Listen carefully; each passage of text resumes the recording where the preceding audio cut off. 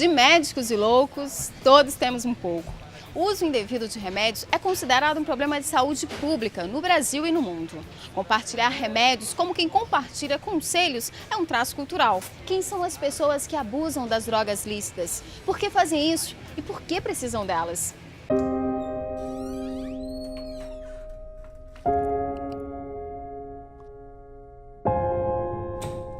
A automedicação, muitas vezes vista como uma solução para alívio imediato de alguns sintomas, pode trazer consequências mais graves do que se imagina.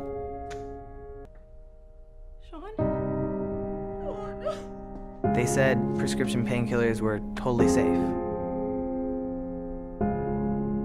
They lied. Find out the truth about prescription painkillers. drugfreeworld.org.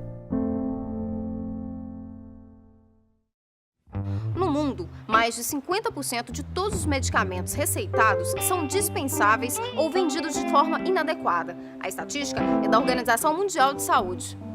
Oferecer comprimidos para dor de cabeça é um clássico. Os analgésicos são os campeões de consumo abusivo.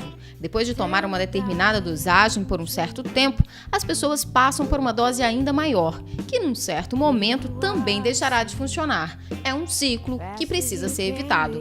Se você vem no meu consultório com uma queixa de dor de cabeça, eu tenho que saber qual que é a causa da sua dor de cabeça. Eu não vou te dar um analgésico. Eu tenho que vir fazer uma tomografia às vezes, eu tenho que colher essa história, onde que dói sua cabeça, em que período do dia, o que melhora, o que piora. Sua família tem pessoas com dor de cabeça, enfim. A gente tem que ver se aquilo é uma dor de cabeça tensional, se aquilo é uma enxaqueca de período pré-menstrual, enfim. Eu tenho que afinar um diagnóstico sobre a sua dor de cabeça para eu poder tratar ou com analgésico, ou com um medicamento que é um antihipertensivo, ou com um anti-enxaquecoso, enfim.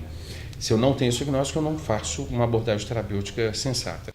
Cerca de 1/3 da população mundial tem carência no acesso a medicamentos essenciais. Em todo o mundo, 50% dos pacientes tomam medicamentos de forma incorreta. Pessoas aparentemente sem grandes problemas, às vezes até bem-sucedidas na profissão, mas que buscam nos remédios uma fuga. Drogas ilícitas, como cocaína e crack, assustam. Talvez isso faça com que o abuso de drogas lícitas, como os medicamentos, sejam vistos como um problema menor. Mas a automedicação é um grande problema público e social. O homem, desde que ele é homem, ele sempre se drogou. As pessoas experimentam em maior ou menor grau situações de alteração do estado de consciência em função de vários tipos de relação com substâncias. É um processo de sensibilização que o cérebro vai passar para poder se acostumar com a substância e depois sentir falta dela.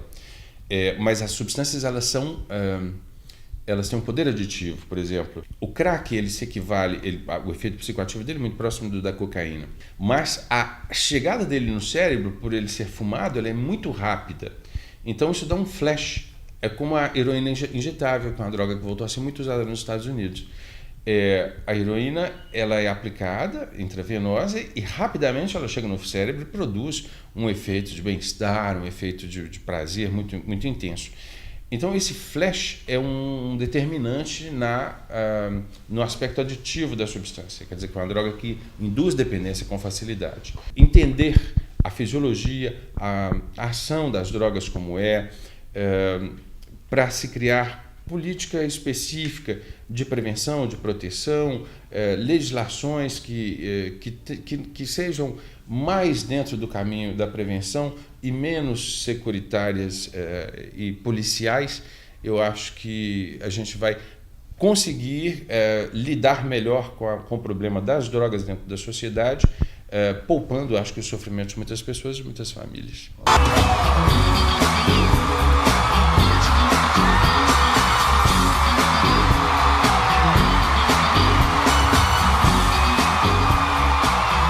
Um dos casos que mais chamou a atenção na mídia foi a morte aos 50 anos do cantor Michael Jackson.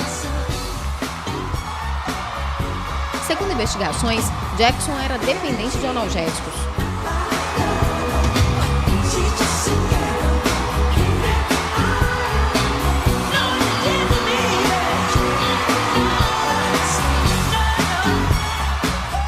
O uso da automedicação tem basicamente 3 problemas. O primeiro é você usar um medicamento que você não conhece. Então você não sabe quais são as ações benéficas e tampouco sabe quais são os efeitos colaterais, as ações maléficas para o seu organismo. E todo medicamento químico ou natural, é bom que se diga isso, tem efeitos benéficos e também efeitos colaterais. Se você não conhece os efeitos colaterais, você fica sujeito a eles. E efeito colateral pode ser pequeno, pode ser médio, pode até expor a risco de se perder a vida por um efeito colateral. O segundo problema da automedicação é não conhecer a interação medicamentosa, quer dizer, a associação de um medicamento com o outro. Às vezes você usa um medicamento que não tem grande problema, usa um outro que isoladamente também não, mas juntos eles têm uma interação medicamentosa perigosa. Então, também não conhecer a ação dos medicamentos te expõe ao risco de interagir dois medicamentos e essa interação trazer um problema que pode, inclusive, mais uma vez, te expor a risco de perder a vida. E terceiro problema grave da automedicação é que ela trata o sintoma das doenças. Então, ela impede ou atrasa ou atrapalha o diagnóstico da doença. Corpo e mente funcionam juntos e eles têm limites. É preciso acabar com a ilusão de que pílulas aliviam toda e qualquer dor. Contra as dores da alma, elas nada podem fazer. Alguns incômodos nascem na mente e se manifestam no corpo.